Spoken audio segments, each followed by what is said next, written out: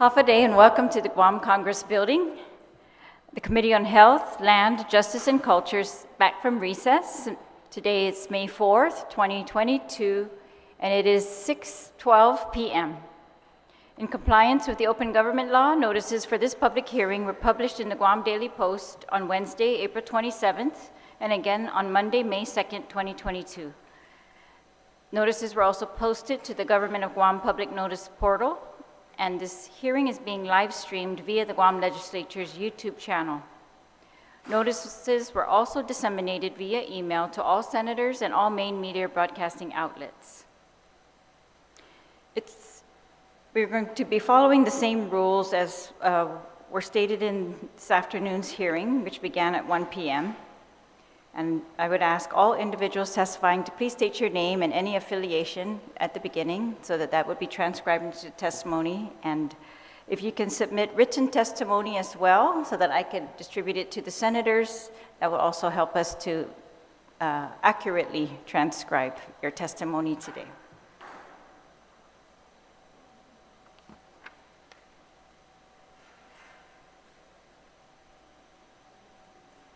After the panel is done testifying, the senators will have an opportunity to question the panel, so if you could please stay. Yeah. All right, so we have only one agenda item today, and that's Bill number 291-36LS, sponsored by Senator Telena Cruz Nelson, Christopher M. Dueñas, Amanda L. Shelton, V. Anthony Ada, and Frank Blas Jr. An act to add a new Chapter 91B to Division 4 of Title 10 of the Guam Code Annotated relative to abortion, including abortions after detection of an unborn child's heartbeat, authorizing a private civil right of action. So I'd like to acknowledge the presence of my colleagues here today, beginning with Senator Sabina Perez, the Vice Chair of my Committee on Health, Senator Telena Nelson, our Majority Leader and Vice Chair of my Committee on Justice, our Minority Leader, Senator Dueñas, Senator Telotaitegui, and and our Legislative Secretary, sorry, I didn't see you there, Senator Amanda Shelton, Senator Frank Blas Jr., and Senator Anthony Ada.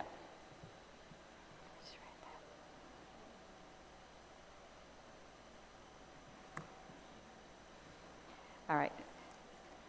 So before we hear from the panel, I'd like to ask the primary sponsor of the bill, Senator Nelson, to please introduce the bill.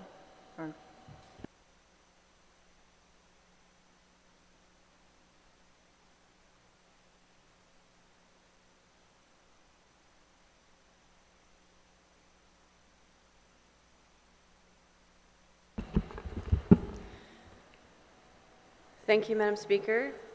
Bill number 291-36LS is an act to add a new Chapter 91 Bravo to Division 4 of Title 10 of the Guam Code Annotated relative to abortion, including abortions after detection of an unborn child's heartbeat, authorizing a private civil right of action. Bill 291-36LS is an act that is modeled after the Texas heartbeat law that has gone up before the U.S. Supreme Court 3 times and held muster.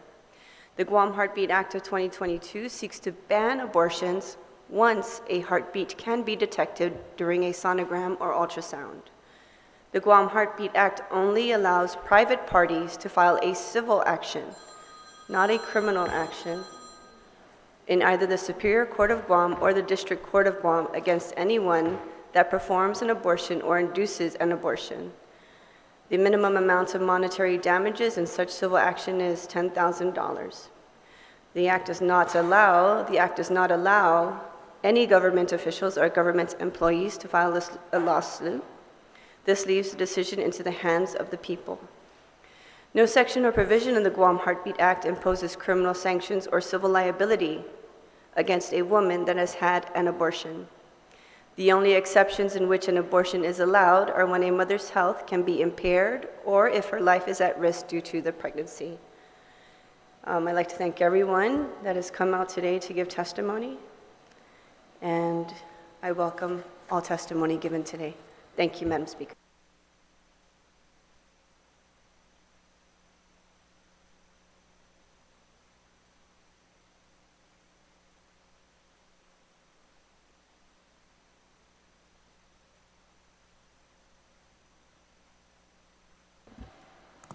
Thank you, Senator Nelson. So for the record, the committee requested feedback on Bill 291-36 from the Attorney General of Guam, who was here this afternoon and testified and also submitted written testimony, and the Department of Public Health and Social Services, and the BBMR, of course, who submitted a fiscal note on the bill, which stated that absent additional information, the Bureau is unable to determine the fiscal impact of the proposed legislation. We've also received, as of this morning, approximately 678 written testimonies in opposition to the bill and 127 in support of the bill. And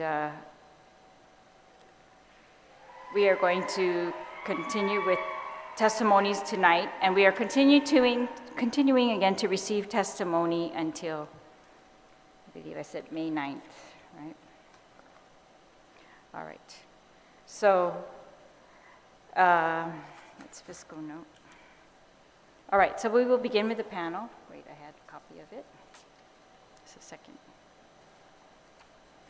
Just one sec, they took my panel sheet out, but we will, I guess, Dr. Bradley, if you'd like to proceed, please proceed.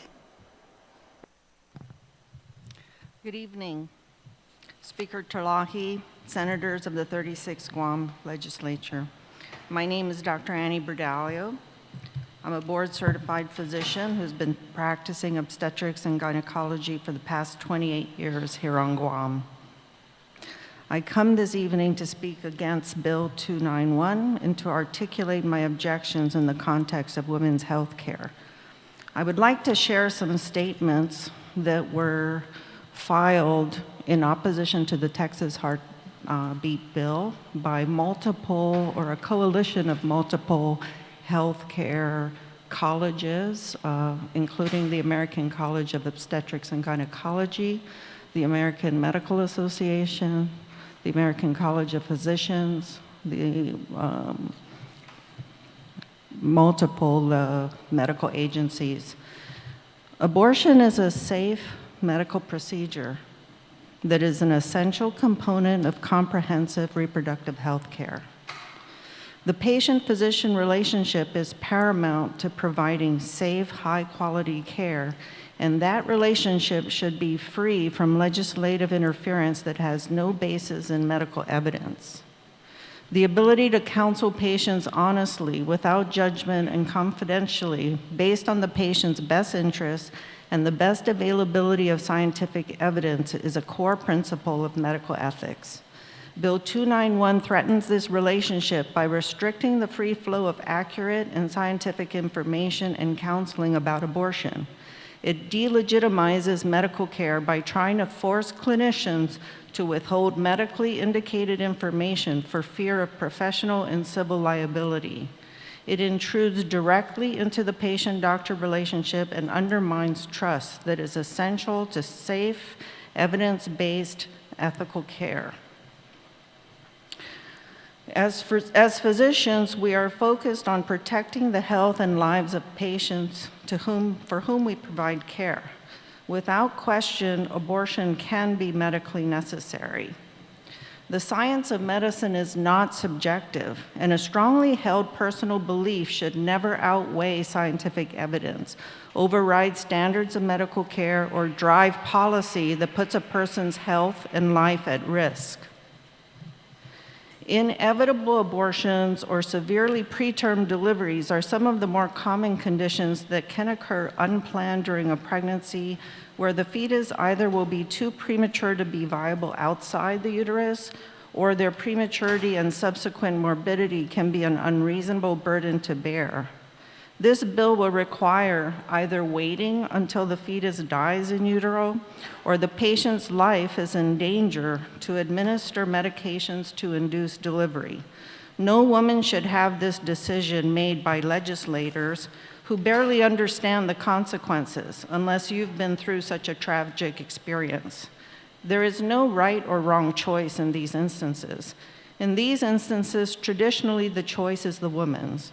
Over the years, it seems that the legislatures have become more interested in making these decisions for patients rather than trusting that the patient, her family, and their healthcare provider have the most accurate and up-to-date information available to inform that choice. No one knows the consequences decisions have better than the patient. I do not walk in their shoes, and neither do you as lawmakers. I can see no compelling public health reason to restrict access to what has become acceptable reproductive health care. Thank you very much. Thank you, Dr. Bardali. Thank you, Dr. Bardali. We'll now hear from Agnes M. White. Hafaday, Madam Speaker, honorable senators, ladies and gentlemen. My name is Agnes Malilai White, born, raised, and currently residing in the village of Tamuning, and most definitely a registered voter. I am a registered nurse and have been practicing for over 35 years. I've spent much of my career in health education, and I've learned that people understand better when the material presented can be explained and demonstrated in the lived experiences of actual people. The unborn child in the womb is actually a human being, separate from the mother, whose heartbeat can be detected by 6 weeks gestation and who's entitled to life and its protection and all the opportunities afforded to you and me. By relating this true story shared by a friend a few days ago, I hope to prove this. My friend was a young woman in her 20s working in the GMH hospital lab in the early 70s and 80s. Abortions were performed there, and perhaps to shroud the reality of what it really was, they were termed VTOP, the acronym for Voluntary Termination of Pregnancy. Late-term abortions were done using a saline solution injected into the mother's womb to replace the life-sustaining amniotic fluid. Earlier-term abortions were done in a procedure called DNC, or DNC with suction, or DNE. These procedures involved opening the uterus and inserting a curette, a surgical instrument used to scrape the lining of the uterus, and finally removing the contents of the uterus by suction and with a catheter similar to a wide straw. These suction contents in each of these procedures were brought to the lab in small, delicate, gauze-like sacks that can fit in the palm of your hand. My friend's job was to cut these delicate sacks and determine their contents. What she saw were in this mangled mess of bloody tissue were tiny body parts, arms, legs, heads, eyes, what would have been children had they been allowed to be born. The bodies of late-term abortions, the staff called candy apple babies.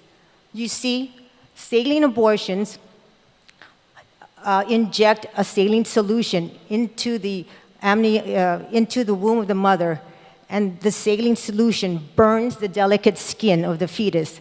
As a result, the babies are brought into this world bright red and peeling when they come out. What a painful, horrific way to die.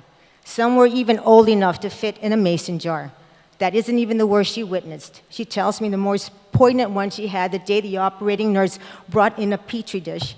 In this dish lay an embryo, still intact and moving, just as you would see in a scientific video.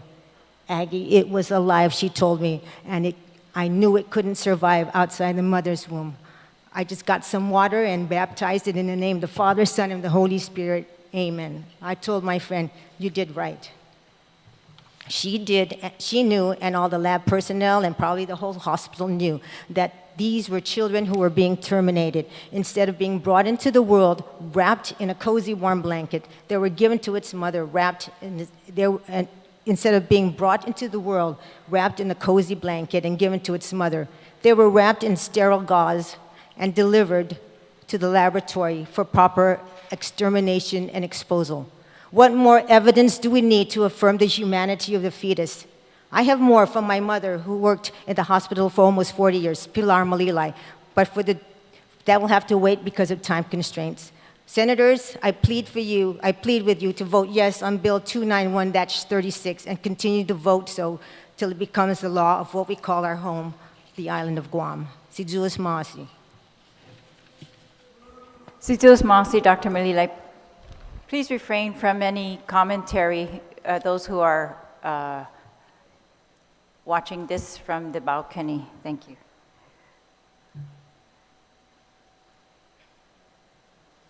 Christy Alcantara.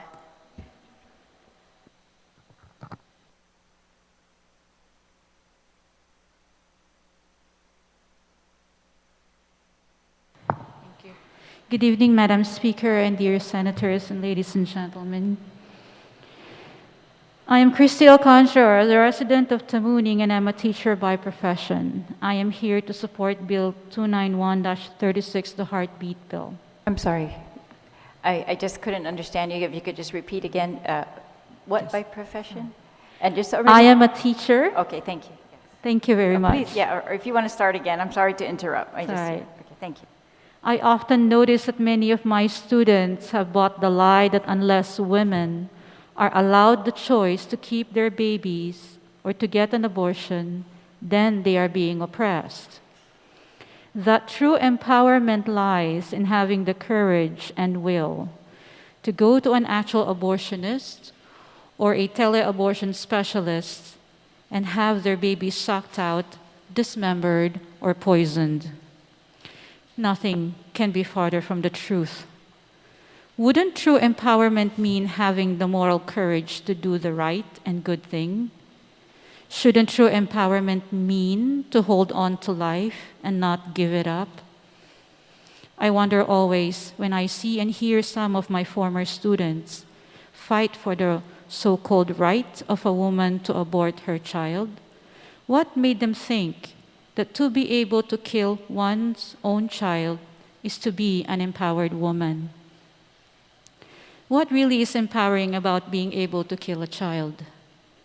For the pregnant mother, the presence of the baby inside of her becomes the impetus for her to bring out her feminine genius, to bring to the surface the mental, psychological, and emotional strength that she has deep within her. Each day that passes is a victory, and at each step, she becomes more powerful. So again, I ask, what is so empowering about being able to kill a child, and specifically, your own child? We know that in the early stages of pregnancy, abortion is done through medication or a suction procedure.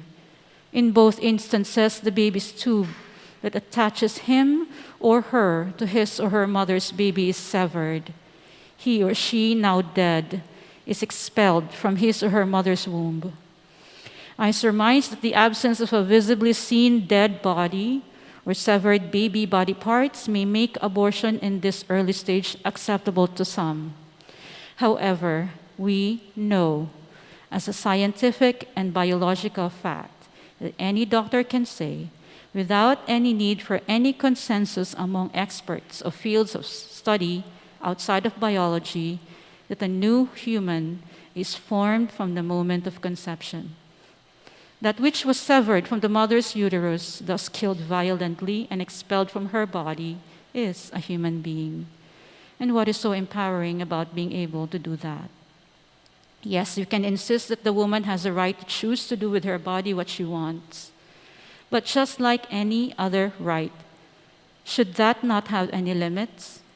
Don't we spend so much resources in suicide preventions precisely because we do not want anyone harming themselves? Denial seems to be an ally of those who oppose the unborn's right to life. Denying the unborn is human, denying that women do not have an absolute right to their own bodies, and denying that abortion is truly killing an innocent human life. For the very moment that these things are admitted as facts, then we can all face squarely that there is no justification for abortion at any stage. Thank you. Thank you, Ms. Alcantara. You're welcome. Before we proceed, I'd like to recognize the presence of my colleague, Senator Joanne Brown, who's also joined us. Okay, we'll continue now with Steve Brunson and Beth Brunson. So Steve Brunson first, please. Good evening, Madam Speaker, honorable senators. Thank you for your patience. I am Steve Brunson. I am an engineer. I am here in support of the Heartbeat Act. There are certain facts in this whole matter that strike me. One is that the circulation system of the baby is completely separate and distinct from the mother. The baby has a blood type which is often different from the mother. It has a heart and heartbeat of its own to nourish its own body. And it has DNA of its own that's unique and will never be replicated. It seems to me that those are indications of being a separate individual. I note that everyone who's ever seen a hospital or police show on television knows that the indisputable indication of life is a heartbeat. If I can just share a personal story. Beth and I have 6 children, 7 grandchildren. Hope I get through this. In 1981, we lost a child due to a miscarriage. And at some point I heard one say, you can have other children.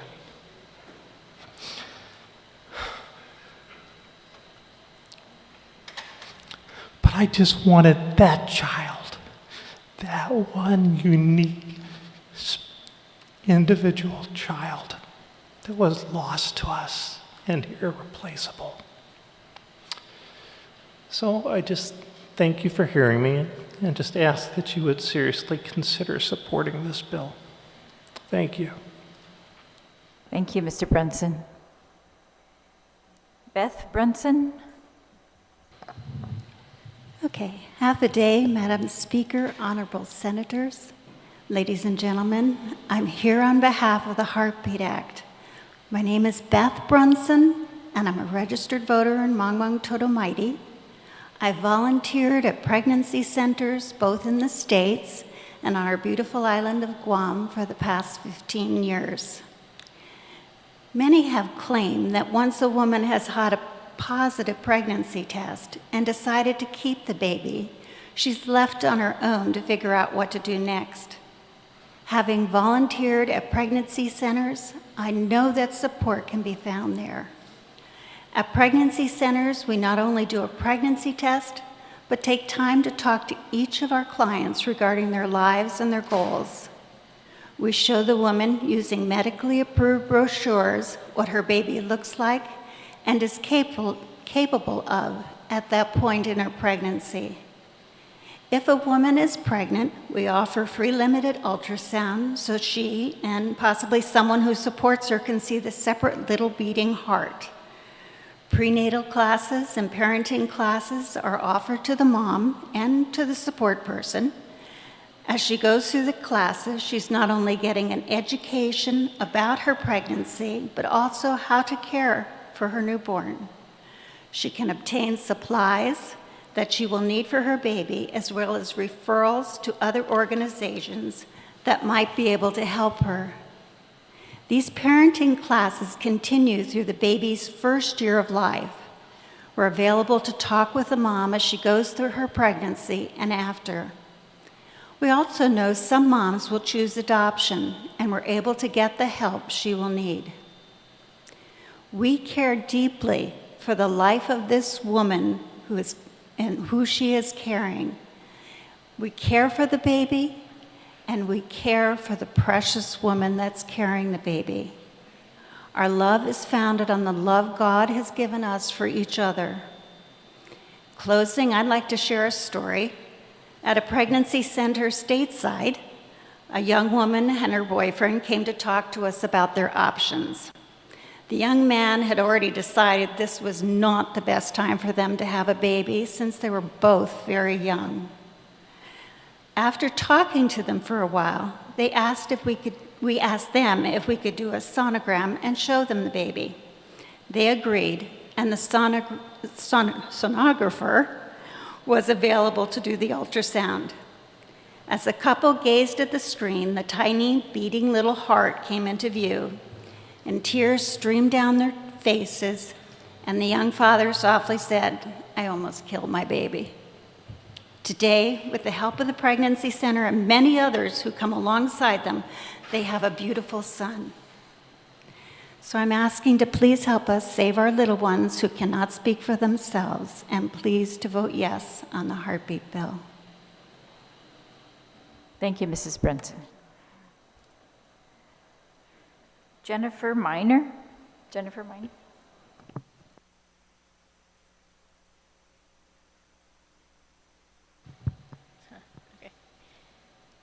Good evening, Madam Speaker, committee members, and senators. I'm submitting this letter as written testimony of my support for the proposal of Bill 291, the Guam Heartbeat Act of 2022. My name is Jennifer Milner, and I am a foster mom of a teen who chose at the age of 12, against all odds, to carry the life growing inside her to full term, giving birth to a healthy baby boy who was later adopted by another family. I can testify to the benefit of the empowered decision that she made as a woman. Her pregnancy was not from choice, but she will never regret the choice that she made to give life. She will never live with the anguish that so many women experience with the post-abortion recovery process. Instead, she grows stronger and heals more every day. She understands love and sacrifice in ways that are beyond her years. She gave her son the gift of life, and he now has the opportunity to grow, secure in the knowledge that he was wanted and loved. Having been adopted by another family, he too will continue to grow and heal from the challenges surrounding his entrance into the world. Both my foster daughter and the baby that came from her womb have the right to life. Both are vulnerable and in need of love and protection. Both lives matter. Had abortion been chosen, the opportunity for love and healing and strength that has come from life would have been replaced or overshadowed by death, anger, loss, and pain. She chose a greater reward. Life is always a greater reward. It does not go unnoticed to me as a woman that perhaps the greatest assault on our gender is the very devaluing of our unique contribution to humanity. As a carrier of life, only women have the ability to bring life into this world. What an amazing ability it is. But our abilities are not the same as our rights. I've heard women speak from confusion and anger about the right to choose, but it seems to come at the very high cost of losing identity in one of the greatest privileges we have ever been given, to carry and bring life into the world by the one who created us. Our right to choose is a false narrative. Only the author of life has that right. It has never been our right. When we agree with the false narrative, we lose our identity. When we lose our identity, we continue the cycles that perpetuate the devaluing of women. Things like rape, incest, abuse, and the shame attached to them stay hidden. They continue from one generation to the next. Abortion does not empower women to be women. When a woman is empowered, she will fight for life because it is in her very nature to bring life into this world. I want to finish with this last thought. Our foster daughter was empowered at age 12 to birth her baby. At age 15, she was empowered to testify against her abuser in court, and the result is a court case that has led to his conviction and imprisonment. This is a win of magnanimous proportion for her and for the rights of women at large. I'm proud of this very strong and courageous girl, and I'm proud to stand for this bill and the way that it seeks to protect life. Thank you for listening and considering the impact of this testimony. Thank you very much. Ms. Miller. Milner. Milner. Milner. Okay, my apologies.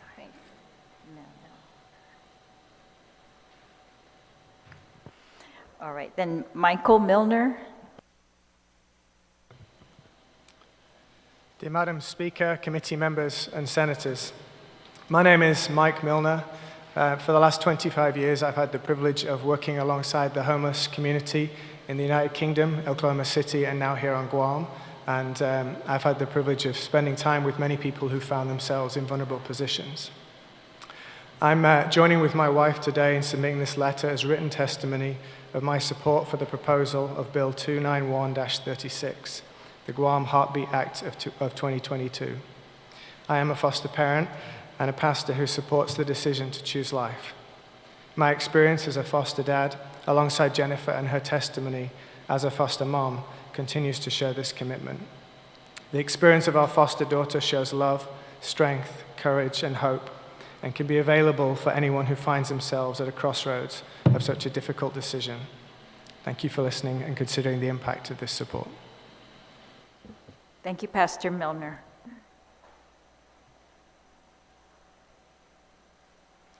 Marjorie de Benedictis. Thank you, Madam Speaker, and the other senators. I'm Dr. de Benedictis, and I've been a doctor for 30 years now. My apologies, Dr. Oh, no, it's okay. It's quite all right. And I had the time to come down here, and I just really quickly wanted to add on to my support to this heartbeat bill. I don't have anything. I'm sure everybody has made very articulate and touching arguments. From a physician's perspective, I want to say that truly there is no medical reason to end the life of another human being, whether that human being is born or unborn. And I have no doubt that you senators will get bombarded with information, quote unquote information from the pro-abortion doctors on island, and there will be arguments about, fetal anomalies incompatible with life, et cetera, et cetera. The truth is, being disabled, because that's what a fetal anomaly is, doesn't justify killing that person. I don't have the answer for every single difficult situation that people come into, whether it's rape or fetal anomaly or incest or oops, I made a mistake. But I do know beyond any shadow of a doubt that killing that vulnerable tiny person who is in fact biologically a child is never the solution.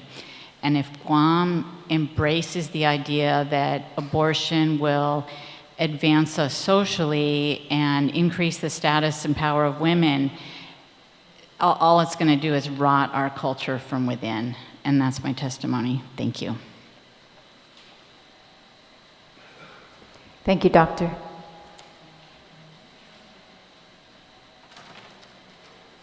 All right, I think we have one more on the panel.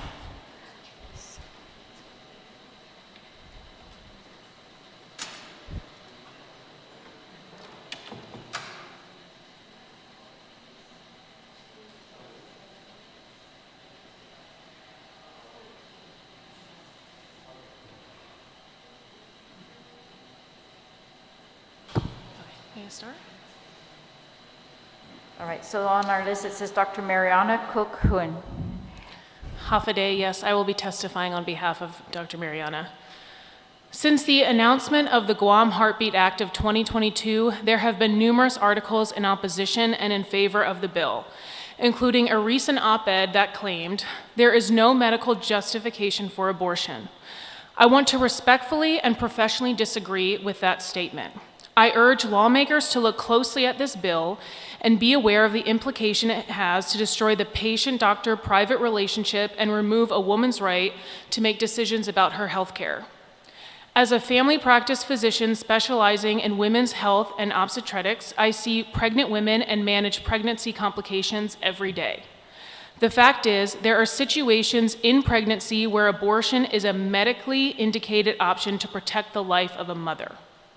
For example, if a pregnancy implants outside the uterus, known as an ectopic pregnancy, the growing fetus can cause the fallopian tube to burst, which is a life-threatening situation for the mother. We often do not identify where the pregnancy is located until it is far enough along to see a heartbeat.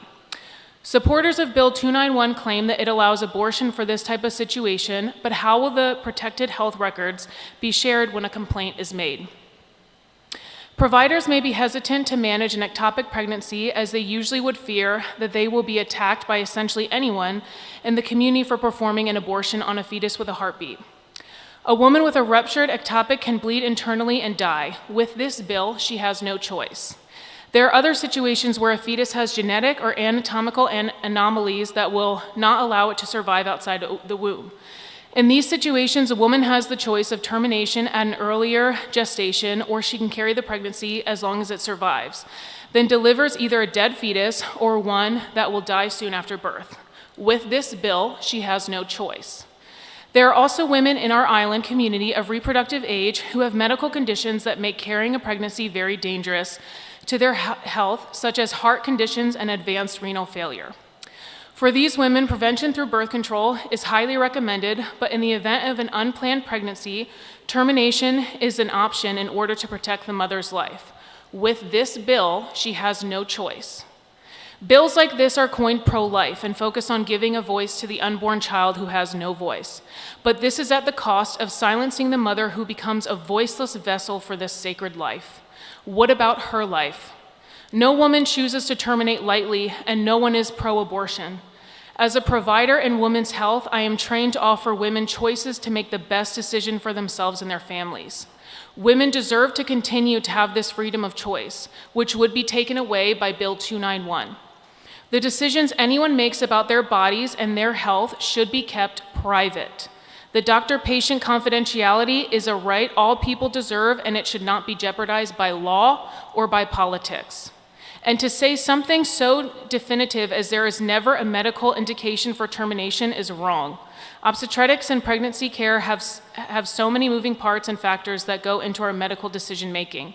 If laws like Bill 291 have to make providers second-guess the standard of care we have been taught during our 12 or more years of training, then every person on this island will be at risk. Let's focus on facts and not feelings. What our community needs is proactive legislation based on our current statistics.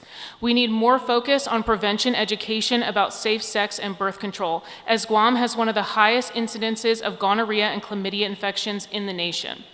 We need more focus on education on sexual consent, as the highest number of sexual assault cases on Guam are among 12 to 14-year-old girls. We need better funding and access to contraception for our most vulnerable populations. We need more effort to recruit providers in obstetrics, neonatology, and pediatrics, as Guam has recently been identified as having one of the highest infant mortality rates in the nation. These are our island's needs. These are areas that legislators should focus their efforts. These are areas that will improve life for every individual in Guam. Bill 291 is not the answer and should not be voted into law. Thank you. Thank you. Do you mind just stating your name for the record as well? My name is Michelle Vicolo. Thank you. Sergeant of Arms. If we could please have some order in the lobby. We can hear you in here and it's impeding our proceedings. Thank you. All right, so I want to thank all of you on the panel for testifying tonight, and I'm going to open it up for my colleagues for questions or comments. I'll begin with the Legislative Secretary, Senator Shelton. Thank you very much, Madam Speaker. I don't have any questions for the panel. I want to thank everyone for your time tonight, the testimonies that you provided, and everyone who's here for the bill tonight and who submitted their written testimony. We appreciate all of the testimonies that you've given us. Thank you. Thank you. Committee Vice Chair, Senator Perez. No questions. Thank you, Madam Chair. Thank you. Senator Taitukwi. Thank you, Madam Speaker, and thank you everyone who is here today to testify, taking the time out. I greatly appreciate it. Be safe. Thank you. Senator Ada. Thank you, Madam Chair. I'd just like to thank the panel for being here this evening to provide their testimony and all the testimonies that have been submitted. Thank you. Senator Blas. Thank you, Madam Speaker.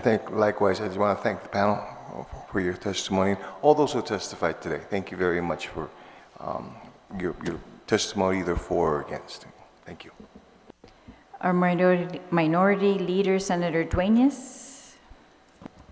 Madam Chair. I guess first I'd like to direct my question to Dr. Bradalio. You testified against the bill. Is your clinic or any of the physicians within your clinic currently performing abortions?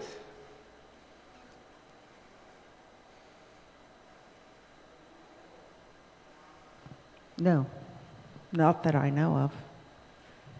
Any type, chemical or otherwise? Chemical or otherwise.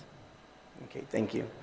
Dr. Benedictus, I think it's important that we put this on the record based on the testimony that was read into the record, because Dr. Shea has, and he'll probably be here on Friday, has kind of testified that this issue of ectopic pregnancy, and of course I have, and feel free, Dr. Badali, to address this as well, which of course I have absolutely no expertise in, but he argues that this discussion is not correct the way it's being presented because that is covered under the issue of endangerment to the mother. Could you address that, possibly?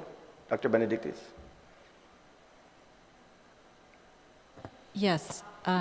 So in the case of an ectopic pregnancy, the intention is to save the mother's life. The intention, it's not a direct intention to kill the small human being.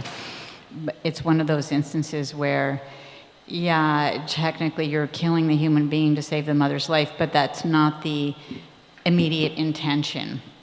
Whereas in other forms of abortion, it's, okay, we're going to get rid of the baby, and we can justify it by saying this and that. But in truth, if a woman has a serious medical condition like renal failure, all the heart disease, whatever, in supporting the woman's health, you are also supporting the baby. So it really, that kind of mentality of, oh, we have to save the mother's life, pits the baby against the mother. And actually, if a woman has a medical condition that's serious, why would it help her to undergo such a violent procedure? And that's what I have to say. So my follow-up to that would be, could you see as a medical professional any circumstance under which, if you were brought before any circumstance to testify, that you would say that somebody reporting or trying to report a dangerous instance for the mother of an ectopic pregnancy that was terminated for the purpose of the mother's life to be saved, would that even make logical sense? No, because I really consider that kind of a separate entity. Yes, the baby dies, but you're not trying to directly kill the baby. You're simply saving the mother's life because, there's for whatever reason, her tissues cannot, accommodate the baby, and then she will die. She'll bleed to death quickly, possibly, very quickly. So, but the intention is not direct, intentional killing of the baby. Does that make sense? It does. I mean, like I said, I'm a layman, but I guess maybe Dr. Dali might have I'm sure she something to add, has way more experience with this. Sure. Sure. Well, I don't think the bill, as it's written, distinguishes those two things. So that's the faulty. I don't think this bill and none of the testimony I heard today from any of these panel members address the actual bill. They address feelings about killing babies and that these are valuable human beings that don't deserve to die, but they don't address what you wrote in the bill. And what you wrote in the bill is fetal heartbeat. So I will tell you, there are plenty of instances that the baby is alive, and we intentionally abort the baby because they're going to be aborted anyway, and the mother suffers and those are against this law. There's nothing in there that says, it says for the ectopic pregnancy, I have to wait for it to be a danger to the baby, to the mom, before I can remove it. So we treat ectopic pregnancies with medications. We don't have to wait for the ectopic to break the tube open. Unfortunately, and this may be an area that will really save more of these babies, is nobody has access to health care early enough to prevent any of these pregnancies. You call my office to make an appointment for a pregnancy, 64 days is how long you have to wait. So 64 days is 9 weeks. That's what healthcare here on Guam is about. And that's if you have insurance and have the ability to pay me or pay our clinic. So, again, I think the reality of people's lives is a whole lot different than this discussion. I think there are lots of instances where a patient, a preterm labor patient, somebody who comes in at 23 weeks pregnant, and I think Dr. Benedicta's point, and I don't mean to speak for her, is because the patient didn't intentionally try to end her pregnancy, that's the difference. But you don't state that in the bill. Somebody who comes in at 23 weeks pregnant in labor and is 8 centimeters dilated is going to have the baby. Now, we have laws that require us to resuscitate the baby because once it's out, it's its own person and has a heartbeat. We have laws that if this law passes, the patient can sit there for 20 days, 5 days, 6 days, even though the baby is 22 weeks and probably won't live, but she'll have to wait either to bleed enough that her life is in danger, and then I can give her medication to complete the delivery, or she has to wait and deliver a 23 and 4 day baby that we're required by law to resuscitate and try to save, and then take care of probably a 90% disabled kid. So these are not easy decisions, and I just recommend that when you draw up bills like this is a different bill than I'm banning abortion.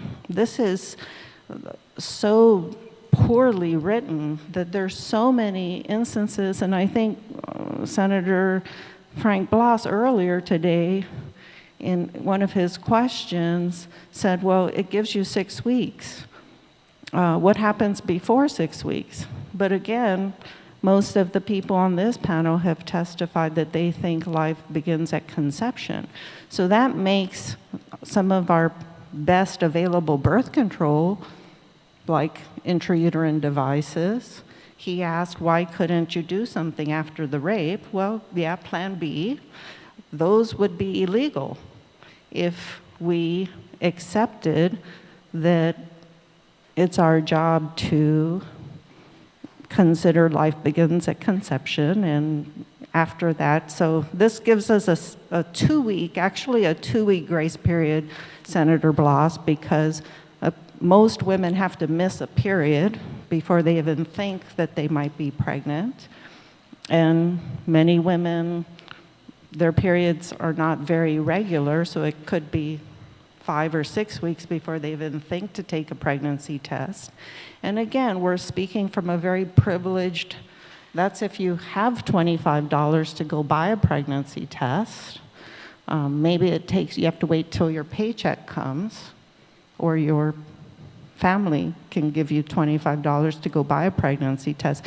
There's a lot of things that interfere with people's ability to access health care. When we fix those things, you're going to see that abortions will be very, very few. But until we fix those things, I don't think it's fair to make these kinds of decisions for, other people who, their lives aren't our lives.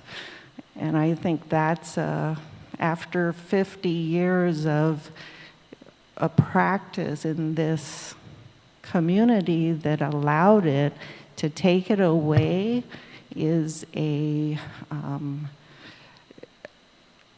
prohibition in any form has never really worked. It just pushes things underground, and to think that you could really prohibit this when you have lots of options available, it just doesn't seem realistic to me. And certainly this bill is just a workaround Roe v. Wade. So there are some smart attorneys,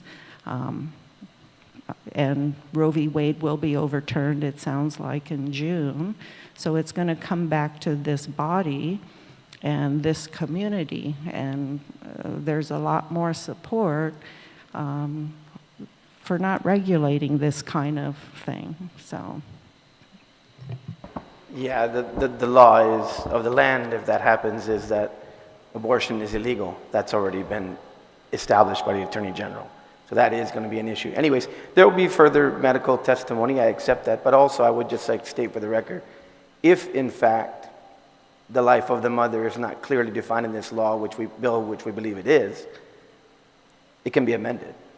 So if there are any bill that could be problematic on any level, it can be amended to reflect that. But anyways, thank you, Madam Chair, for allowing me to get those questions on the record. Thank you, Senator Dueñas. Senator Brown. Thank you, Madam Speaker. I don't have any questions for the panel. I mean, I realize, regardless of what side you're on this issue, I mean, many have come this evening and earlier today and provided some very direct testimony that in some cases is very personal. It's challenging enough to deal with your own emotions, but least of all to come public and relay that. So I do appreciate it. This is tough all around. This is not an easy issue. I mean, every term I've run, this has always been on the table. This is not new or unique. No matter what side you are on the issue, whether you support us because we're pro-life or pro-choice, you win and lose either side because you have a divided community. Certainly for me, when I make the decision, it's going to be my decision from my perspective and taking in everything that all of you are saying. We don't live in a perfect society. We're imperfect, all of us are, no matter where and what status we have in life and what we do. And that's the challenge. That's the challenge, is how do we move society forward in the best way possible? And this is a very difficult issue. It's a very difficult issue for anyone who has a child or who has had challenges in having a child, or are in unfortunate circumstances if someone has been molested, has been abused,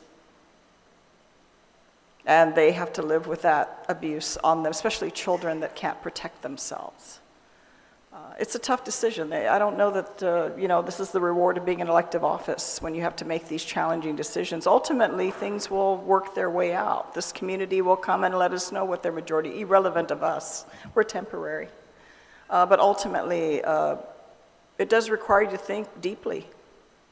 Whether you're for this issue or against it, it does require you to reflect very deeply in what it is that we value, not of ourselves, but what do we value of this community? What example do we want to set? What do we want to prioritize? Granted, I think one of the things that have come up, there's a lot more work we need to do in this community, certainly support women in our community in terms of education, outreach, and support, especially in a community where there's so much abuse occurring. I detest that. I'm bothered by it. I almost hate reading the news, listening, because it's almost a commonplace in this community where so many of us do care for our children, our grandchildren, our great-grandchildren. We couldn't imagine any harm coming to them, least of all from someone else that may be a family member, a friend, or whatever the case may be. It's very bothersome. So there's no doubt there's a lot of work to do. It's not going to happen overnight, but I think putting the issue for discussion and debate at least allows each of us to dig deep within ourselves to determine what it is we value in this community. And if you are pro-life, then obviously there's more work we need to do. If you are pro-choice, I look at it differently. I see testimony differently because I see a lot of our older members of our community, and I'm in that class. I can get senior discounts. I'm closer to 60 than I am to 50. But I hear more of older members of our community testifying about the value of life, and I see younger ones saying, I want the right to choose. Interesting, huh? Maybe because sometimes when we live long enough, we've gone through tremendous loss. I certainly have. Every year, you feel it more. You realize life is a very valuable thing because it's so temporary. No matter who you are, what status you have, how much money or importance you think you may have, death comes. Whether you're ready for it or not, it comes. And certainly I know that as I've gotten older, I value life even more because it is so temporary. But that's my personal journey. But I do appreciate all of you. I respect whatever your position is on this issue because, like I said, it's a very personal, sometimes very personal testimony. Even for a young woman earlier that testified having gone through an abortion herself, that's heart-wrenching. I don't judge, but I do appreciate her sharing with that so that we all have an understanding. There's no easy way around this issue. There's no clear-cut stamp of approval. As we wrestle with these are the challenges of life. But again, I thank you, and thank you for your time this evening. Thank you, Madam Speaker.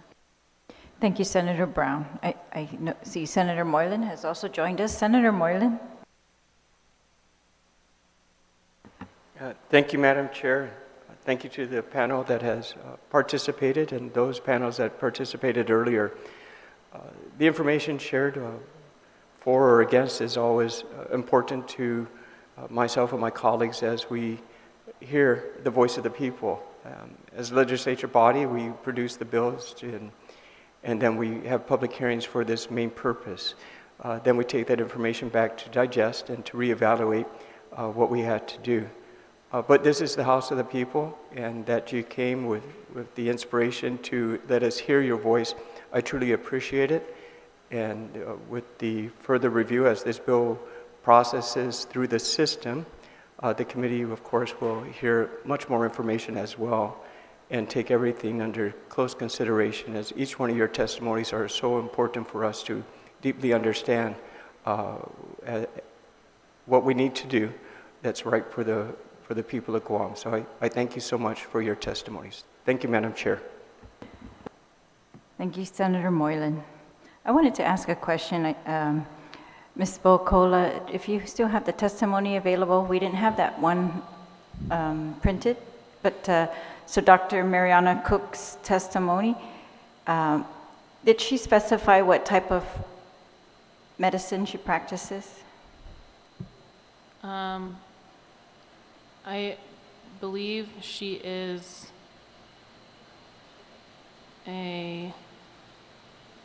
hold on. Dr. Cook is a family practice. Yeah, she's sorry. Family practice, and specializes in women's health care. All right, thank you. Family practice specializing in women's health care, thank you. And Dr. Benedictus? I'm an ophthalmologist. I'm sorry? Ophthalmologist. I do eye surgery. Okay, thank you. And Dr. Berdalio, I know you were my OB, but if you could just clarify for the record. OBGYN, obstetrics and gynecology. Thank you very much. All right, that's it for my questions, but I wanted to really thank you again and let you know that I do appreciate you sharing your very, very personal stories and your very personal life experiences that I do believe are helpful in this situation. We are trying to represent the community, and so I think it's important that we hear from all of the community as to their experiences and how that has affected their lives. And I very much appreciate those who are working with the women who are making these very difficult choices or facing these very difficult times sometimes. And so I just want to thank you all again. And so now, Senator Nelson, any questions for the panel? I just wanted to say thank you very much for coming out and having the courage to give testimony. I appreciate the doctors providing testimony. We look forward to addressing those measures in the bill for the challenges that you do see. Thank you for bringing that up, and we will be reaching out to you to get some more information. Thank you, Dr. Perdalio. Have a good day, everyone. Good night. All right, so thank you to this panel. Be safe.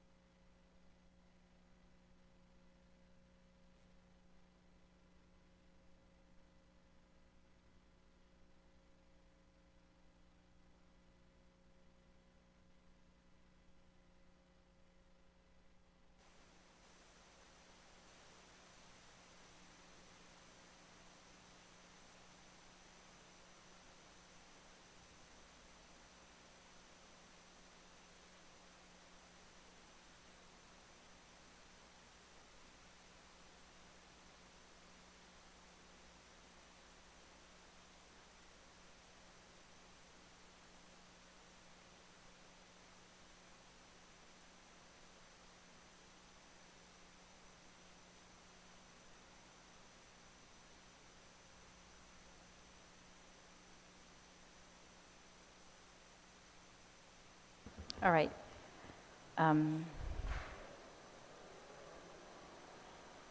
We're ready? Okay, thank you. All right, so on this next panel, I'm going to just remind you if y'all could stay as close to 4 minutes as possible. And colleagues, if you could stay close to 5 minutes, I would appreciate that, although this is our last panel. So Mike Romero. Mr. Romero, please proceed. Good evening, Senators. To some of you, I'm not a stranger. I've been involved with government, retired from DOE, and I've had my interactions with a lot of you. But this bill that you're trying to pass now, I feel it's a little bit too late, like maybe 100 years late. You know, we all have our free agency to choose, and some of us choose to be in a relationship, whatever kind of relationship that is, and we need to be accountable. I feel that the children that we're talking about now have nothing to say about this, and that's not fair. That's not right. That's not what God commanded us to do. He wants us to have good relationships, but He wants us to be responsible. You need to fix child support. I've been one of those parents who had to pay child support. That affects the baby too. I think that this bill has a lot to do with just money. Money will cure everything because it takes care of everything. But sometimes we'll take from this pile and put on this pile, and we didn't leave it in the pile it was intended to be. I've seen it. I walked into child support and see a lady reading the top folder and take it and put it right underneath the bottom. You need to make the men accountable in this bill you're talking about. They both decided to be in the relationship. They both decided to have an argument and get rid of it. And before they got rid of it, some baby came along. And the male doesn't want to pay for it. As long as it's proven that it's his, he should pay for it. That will end a lot of the problems of pro-choice. A lot of the women don't want to go on with this because they're going to have to foot the bill. That's not fair. That's not right. They weren't in it by themselves. I think you should reconsider and start looking into these programs that you've already put on the books and enforce these things better than what you're doing. I don't know how this responsibility is divvied up to you people, but I know every senator has something to be responsible for. Anything you got to do with this baby, whoever's in charge of that, make sure you're on top of it. Be on top of it. You may have not made the legislation that you were assigned to, but you're responsible. You ran for the people. You're to take care of the people. It's too much turning the eyes the other way when things go on.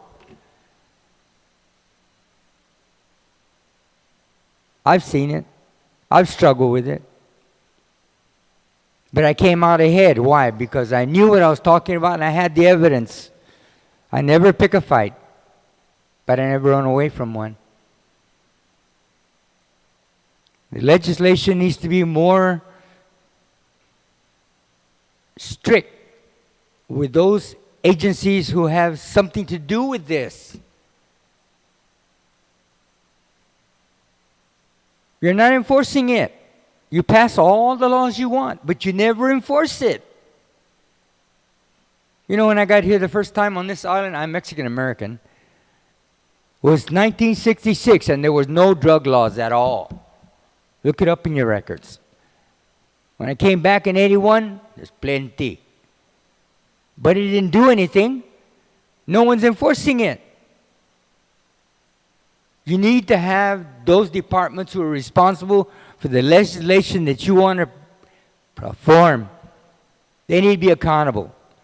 Not to pick on anyone, but look at the police force. They've been out of shape for quite some time.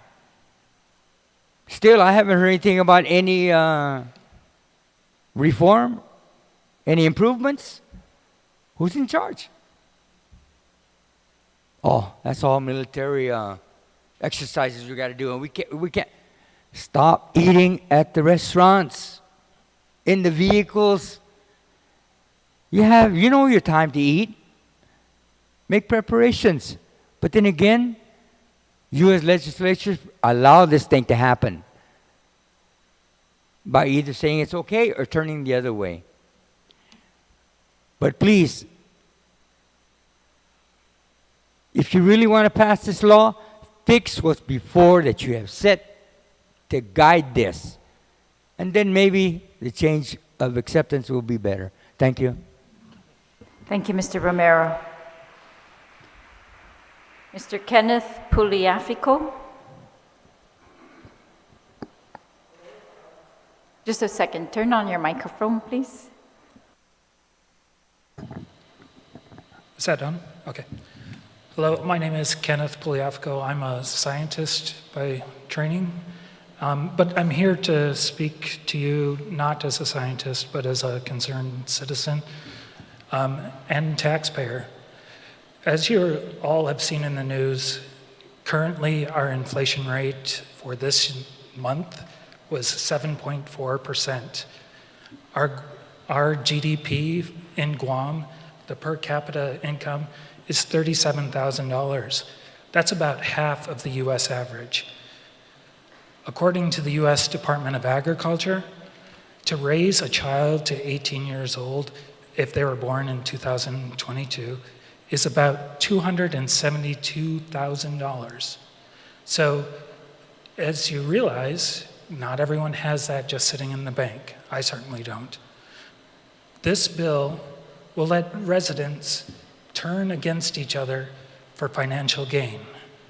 They can sue anyone who aids or abets an abortion for a minimum of $10,000. That could be plus legal fees. So a bounty hunter could go out and find out his neighbor has had an abortion. All right, there's doctors with deep pockets. I'm going to sue them, $10,000. Nurses, they might have money, $10,000. The friend who drove someone to the doctor's office, $10,000. Taxi driver, $10,000. Family members, fathers, husbands, domestic partners, all of these people could be sued for $10,000 to aid and abet that. Heck, I'm in the wrong business. I should be out there snooping on my neighbors and destroying my community just so that I can go and buy a new house. That's the only other way I could do it here in Guam. Attorneys' fees in national average range between $100 and $400, depending on the experience of the attorney and the type of case. Well, that $10,000 wasn't nearly enough. I had to hire a lawyer. I'm going to get the best one in the world so that I can get more money out of my neighbors. This just financial argument will destroy our community. This is not the way to progress, to bring us together and to strengthen us. Guam has the second highest number of rapes per capita. That's nationwide. It's more than twice the national average. It's almost 3 times the national average. And if you look at the newspaper any day of the week, you will see that the majority of those rapes are occurring to underage children, most often by friends and family members. This law does not address their needs. It gets a few people rich, it turns brother against brother, neighbor against neighbor, but it does not help our children. The reality is most people who get pregnant do not plan on getting pregnant, even if they are not raped. Birth control is not 100% effective, so we all have unplanned events happen. This is sometimes a blessing and sometimes a curse. If you are in an abusive relationship, that, and having a child brought into that situation is not going to make a woman's life better, it's not going to make a child's life better, it's not going to make our community's life better. Think of the finances and the economics of these decisions, and I'm trying to stick to my 4 minutes. Also think of the consequences of turning neighbor against neighbor just for the financial gain. I really hope that you will look at this and reject this bill as it's written, and reject the idea that we must have an abortion ban, which is essentially what you are going down that road. Thank you for your time. Thank you very much, Mr. Puliafico. Ms. Doreen Pereira. Again,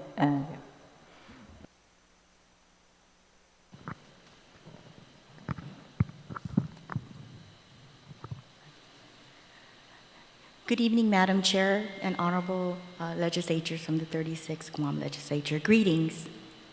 My name is Doreen Pereira, and I would like to submit this testimony in support of Bill 291-36 with needed modifications, aka the Guam Heartbeat Act of 2022. In a few days, I will be celebrating my birthday, commemorating the years of living granted by the Almighty God and my beloved parents. Although I was born at a time when life was indeed filled with many struggles and challenges, as my parents were war survivors, like many parents in their time, I often reflect on the many sacrifices they endured, the strife, stamina, perseverance they had encountered in order to protect the precious gift and blessing of nurturing their families. The loving, caring, and fostering of the nucleus family was amazing in all its simplicity and its complexity. For this, I am infinitely grateful and wish to promote their legacy, respect for all life. We, you and I, are all here because the sanctity of life was honored and protected by a mother-to-be once upon a time. Thank you and saluda to all the mothers of which this Sunday is highlighting, namely Mother's Day. To think that there are 12 possible times a year that conception can naturally happen to a woman if all the elements were in place. Precious indeed creates the heartbeat of life, a marvelous creation, a God-sent miracle. Life begins at fertilization when the embryo's conception, they say. That is how we all came into existence, and look at us now. We are all beautiful individuals, like a mother who carried us in her womb and delivered us into the world. It is such a miracle. You are such a miracle. I'm such a miracle, and we all are such a miracle. Each and every one is alive today is a miracle. Let us respect this life that is so precious and also so fragile. This is our call to action to be done with due diligence. Let us replace the fear with profound faith. Let us replace the shame with humble sanctity. Let us replace the guilt with discernment and grace. Let us replace the regret with sincere reconciliation. Let us replace the pride with powerful, joyful prayers. Let us replace the burden of inconvenience and despair with a bold belief of hope. Let us replace the thought of abortion with the thought of acceptance to join in the bonding circles of valued life, love, happiness, friends, family, and community support, because we care and because lives matter. It was a boy. It was a girl.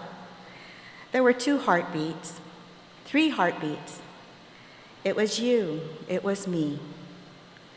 Save the heartbeat that was so meek, mild, and innocent. Save the souls entrusted to us. We have that responsibility of character to make a difference through our decision and our actions. Let us embrace humanity with a commitment to dignity. We must conscientiously take deep, tranquil breaths and be in the present moment. We should never have to forsake our integrity, never ever, if we are to be and to have true peace of mind and true peace of heart. Thank you for listening, and I earnestly pray that our omnipotent God and Savior continue to guide, protect, and bless us everyone. Happy Mother's Day to all our ancestors then, now, and in our future generations to come. Godspeed to all. Amen. Respectfully yours, Doreen Peretta.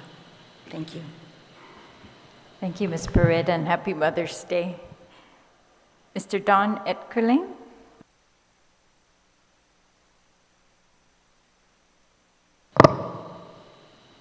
Thank you. Like you said, my name is Don Equalani, and I want to thank you, Speaker Terlaje, for allowing us to address this issue of unborn heartbeat, Bill 291-36, and all you senators who sponsored this bill, Senator Nelson, Dueñas, Ada, sorry if I'm missing anyone, Blas, and Shelton. I'm not sure if I'm missing anyone, I'm sorry. It's very important to have this conversation, this dialogue. It's a responsibility. These are human lives we're talking about, and it's a very difficult issue. I understand there's a lot of fear, and because of that fear, we should be able to talk about this issue and what options are available. Where it gets to be difficult when people have disagreements is when is it appropriate, when is it not appropriate to end a human life in a mother, and should it be left only to the mother's feeling at that moment. I'm here to be supportive of Bill 291-36 because our community here in Guam is 90+% Christian, and it's part of our faith. We believe in protecting life. I don't know of any pastor, priest, leader of a church who is openly against life, who isn't pro-life. I don't know of any leaders of a church, a Christian church here in Guam. I mean, if there is, someone can correct me on that, but So I'm here to be supportive of the 90+% of all Christians here in Guam, be Catholic, Protestant, whatever church denomination, and to open a dialogue, a conversation for everyone, respectfully. I myself feel conflicted sometimes about the issues, and I believe that there should be counseling and health services available to all mothers. All the issues that all these nice men and women brought up to the actual killing of a human being, I think should be open to conversation and addressing, where it becomes difficult once we talk about the actual taking of a human life. And I think that is worthy of deliberation and pause. So I want to thank you again for your time. Let me voice my opinion, and hopefully we can have more issues brought up and solved. Thank you for your time. Sitio Sumasi, Mr. Equim. Tobias Tyson, please help us. Thank you, ma'am. Thank you, senators, and good evening. Thank you for facilitating this opportunity to speak out on this very important issue. Speaker Terlaje, there are a lot of people out there who have had abortions and now regret it. It's a tragedy what has happened to them, and the fact is that now you have a chance to do something new and something better. And the first step towards something new and something better is to recognize what it is that you've lost so that we can all grieve with you. The process of human life begins at conception, with a new creature created with its own genetics, its own blood type, its own body. Professor Jaime Gordon at the Mayo Clinic says that by all criteria of modern molecular biology, life is present from the moment of conception. Professor Michelin Matthews Roth of Harvard Medical School agrees it's scientifically correct to say that an individual life begins at conception. Unborn human beings have their own forming nervous systems by the 3rd week, before most women even realize they're pregnant. Their own developing eyes, legs, and hands by the 5th week, their own fingerprints by the 8th week. Human life changes over time. Brain development changes over time. But that does not mean a child is less human than an adult, or a person with Down syndrome is less human than a person without that condition. To pretend that these human lives are somehow simple clusters of cells or balls of meat is to deny scientific reality. Since the Supreme Court ruled in 1973 that the Constitution of the United States invalidated virtually all serious state restrictions on abortion, nearly 60 million children have been aborted in the United States alone. America easily averages over 1 million abortions per year, a far cry from the less than 200,000 per year prior to Roe v. Wade. While the oft-cited figure that 1 in 3 American women will have an abortion is certainly an exaggeration, a significant portion of American women will indeed procure abortions. Now, Senator Brown, these women will disproportionately be members of minority groups. According to the CDC, Black women are 5 times more likely than white women to have abortions, and Latino women are twice as likely. In New York City, a child conceived by a Black mother has a higher chance of being aborted than born. This is the slippery slope that we've observed over decades since Roe v. Wade, where abortion leads us. The most honest abortion advocates will simply say that an unborn child is in fact an unborn child, and that the unborn child's interest in life does not outweigh the mother's preference. Let me say that again, that the unborn child's interest in life does not outweigh the mother's preference. But most abortion advocates aren't so honest. Instead, they participate in the blatantly anti-scientific lie that a fetus is not a human life. There's only one logical line to draw when it comes to human life: conception. Even Peter Singer, the moral relativist philosopher professor at Princeton University, acknowledges that if preservation of human life is your standard, you ought to want life protected from conception, the earliest possible moment. Singer also says that his standard for human life worth preserving isn't met by unborn human beings. What's our standard? What is our community standard is what I asked the senators in this panel tonight and the community of Guam.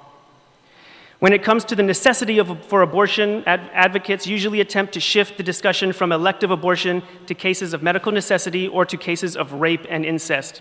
As early as 1987, the Alan Guttmacher Institute asked women about their reasons for abortion, and only 1% of the 1,900 women surveyed suggested rape or incest, and 95% of those who mentioned rape or incest named additional reasons for deciding to abort. The Guttmacher Institute statistic is still used as the baseline for future estimates, although the numbers are likely much lower than the 1%. PolitiFact, for instance, says there may have been 7,100 instances or 7,100 pregnancies from rape in 2010 in the United States. And that doesn't say how many of those pregnancies actually resulted in abortion. But each year, there are 1 million abortions in the United States. And Senator Perez, how about abortion due to medical necessity? That is extraordinarily rare, let's be honest. Even in cases of preeclampsia or toxemia in late-stage pregnancy, C-sections are often the best medical solution. There's a difference, too, between taking action to save the life of the mother that results in the death of an unborn child and aborting a child for medical necessity. And you can still argue honestly that fetal life shouldn't outweigh maternal life, but you can't argue that a baby in the womb is not a baby in the womb, that life is not life, and that terminating life isn't killing. Thank you.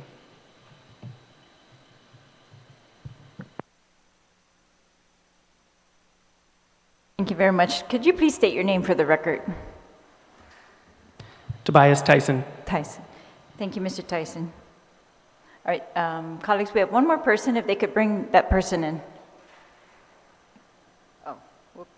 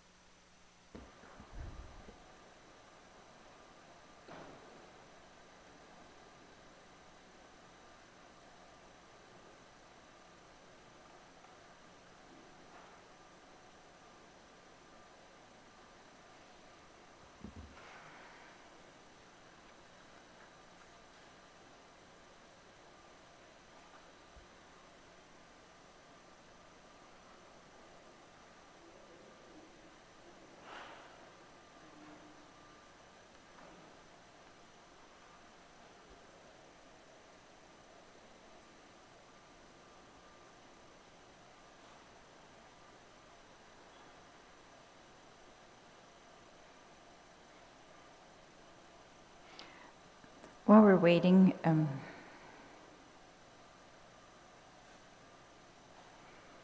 Mr. Pugliafico, you said you were a scientist. Do you mind expanding on that? Yes, I'm actually an entomologist. I study insects, but I've had biological training, of course, in pursuit of that. And so, yeah, I preferred to approach this committee as a taxpayer and a citizen rather than, to expound on my scientific expertise. All right, thank you very much. Yeah. All right, Ms. Belinda, if you're ready.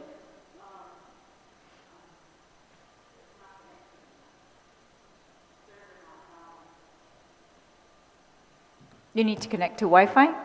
All right, then, if you could just go ahead, continue to set up, and I'm going to allow my colleagues to ask questions of the original panel. All right, we'll begin with Senator Shelton. Thank you very much, Madam Speaker. I don't have any questions for the panel. I'd like to thank you all for your time and your testimony tonight. Thank you. Senator Perez. No questions, Madam Speaker. Thank you. Senator Taitagui. Thank you, Madam Speaker. Mr. Tobias, is that it? Did you mention where you're from or what your background is? I'm a resident of Guam. I'm part Chamorro, raised here. I'm a program manager for the Department of the Navy. Okay, because earlier you were talking directly to Senator Paris and Senator Brown, I was just wondering what that was all about. I just noticed that the senator was falling asleep, and I just wanted to make sure I had her attention. Okay, I see. Well, I'd like to thank everyone who is here testifying. You know, we've been here since 1 o'clock this afternoon and all the way through, and been sitting here and through every public hearing, not just this one. So it's been quite a long day for all of us here. But we're here today, and we've been here since the beginning. So I thank you all for testifying, and then we're definitely hearing what you have to say, and especially those who are listening, the listening audience, you know, those testimonies that have been sent in, they're not falling on deaf ears. So. Thank you.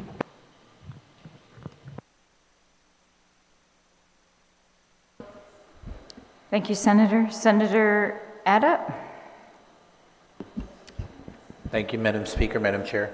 I don't have any questions. Just like to thank the panel for being here tonight, submitting their testimony, as well as all those who participated in the public hearing this evening as well. Thank you, Senator Ada. Senator Blas? Thank you, Madam Chair. Speaker, no questions. I just want to thank also the panel. Thank you very much. Thank you. Senator Dueñas?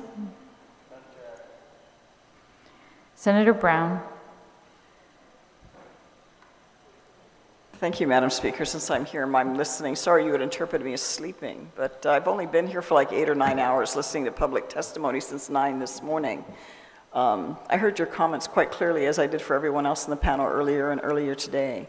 But I do want to thank everyone. Again, this is a very complicated and difficult issue. And as I mentioned earlier, I mean, a lot of people have come forth very directly to share some very personal experiences and feelings and positions that they have with regards to this issue. And again, we appreciate your input. Thank you so much. Thank you very much, Madam Speaker. Thank you, Senator Brown. Senator Moylan?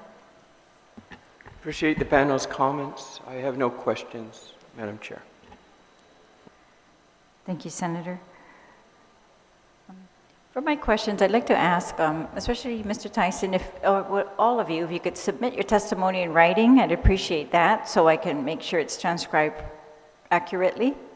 I'd also like to see, again, your sources, Mr. Tyson, of that information. I know that you cited some statistics from the United States. I don't know if those include Guam. Those don't sound at all like the statistics I've seen for Guam. And I was able to get some statistics from public health, which show that before our laws changed in 2017, there were approximately, or about, well, reported 239, it says, abortions in 2017. And 2018, 41.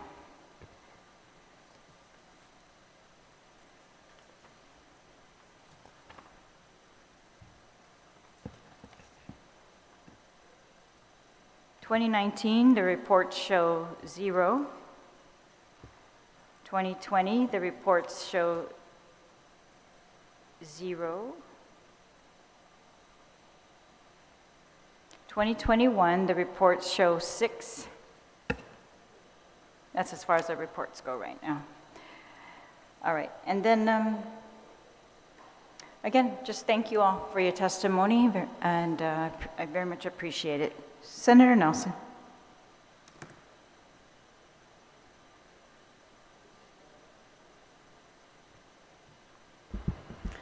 Thank you, Madam Chair.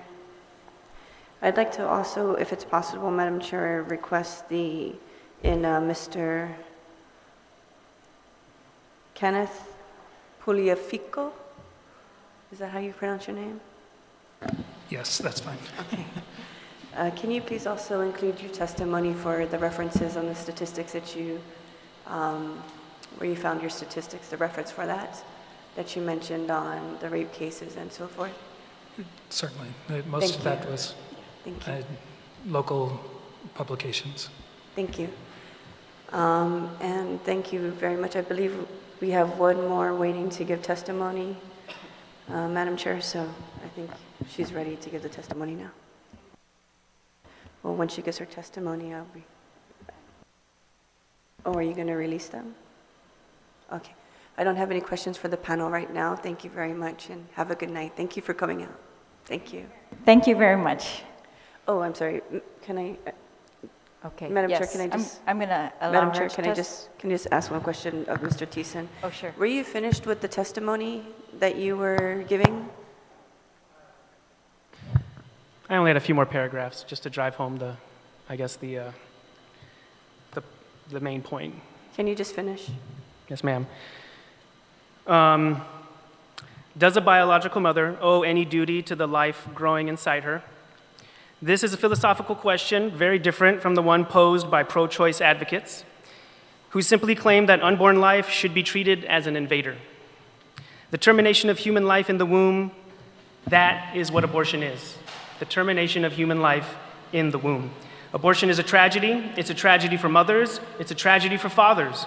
Most of all, it's a tragedy for the unborn hearts that are killed. A tragedy for a world that will never see the light of lives snuffed out in the womb, and a tragedy for a society that cheers abortion as somehow making it morally advanced. Thank you. Thank you, Mr. Thiessen. Thank you.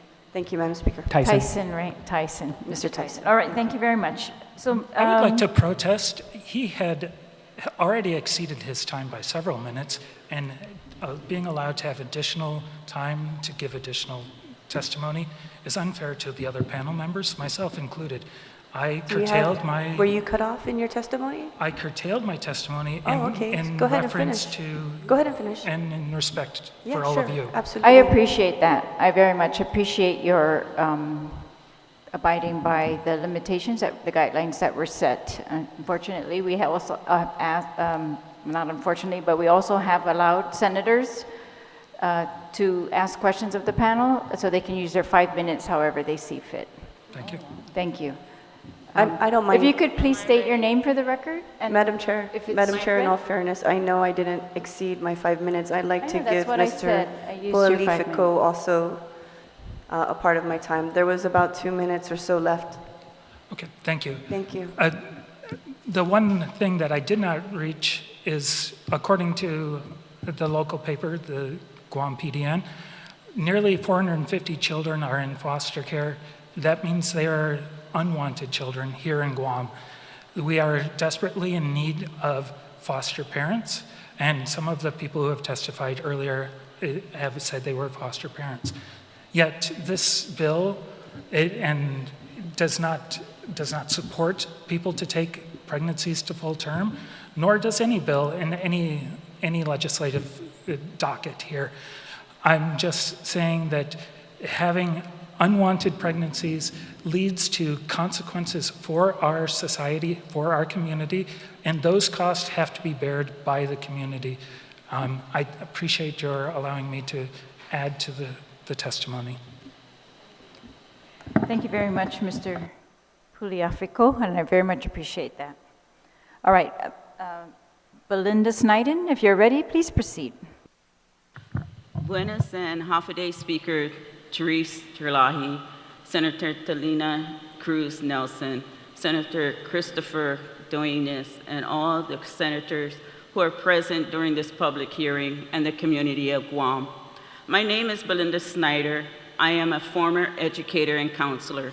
Through my years of teaching, I have met with my students' parents, grandparents, or guardians during parent-teachers conference and daily interaction if needed. I support this bill due to the following reasons. As a school teacher, when I first met S as a female student in 4th grade, she was being raised by her grandparents. I first met her grandparents during a parent-teachers conference. As her grandfather told me, S' mother was raped and her mother wanted an abortion. However, he was very persistent not to abort the child. S' mother eventually left the island and allowed her biological parents full custody in raising S. She was an excellent, gifted, and talented student. Imagine, S didn't have a voice while in her mother's womb. This is one reason why I'm testifying on behalf of children who don't have a voice, girls who probably had no voice to turn to, so they might have opted to have an abortion. Another reason why I support Bill 29-33, parenthesis LS, the Guam Heartbeat Act, a family member was uncertain, my family member was uncertain if she should abort the child or have him. She was informed by her obstetrician and gynecologist that the baby born was not going to make it, or she might not live. Immediately, she spoke to my mother. In turn, my mother told her to have the child, and she would raise the boy. No matter what happens, I would take care of him. So she decided to have the child. He was delivered as a healthy boy, and she lived. This boy became to be an outstanding student, gifted and talented, and a high achiever. This is why I support this bill. It is important that young women or mothers who are often told that the baby is not going to live or you might die delivering the child to abort this voiceless person, a person who has the rights to live. Imagine, we all came into this life because of our parents. Mother gave birth to us, our parents.